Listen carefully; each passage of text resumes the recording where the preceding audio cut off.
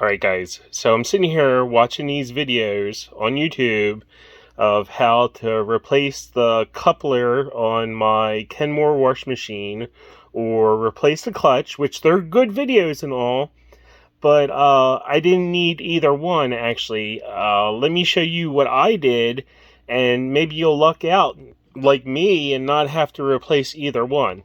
Hold on. So here's my Kenmore wash machine. Don't mind the dirt. It's been down here a while, and it's a little dirty. All I did was I took off this thing, and there's a 7/16 bolt in here.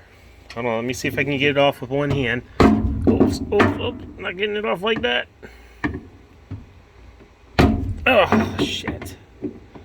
There it is. Ding dong. And you see that 7/16 bolt in there? Apparently this was loose, and all I had to do was tighten that up. And once I tightened that up, my spin cycle started working again. So there it goes.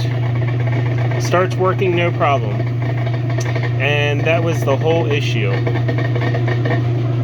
Isn't that awesome? So, hopefully this helps somebody else. It could be as simple as that. Your coupler's good, your clutch is good, you just need to tighten up the agitator in the middle of the washer. Hey, thanks for watching. Take it easy.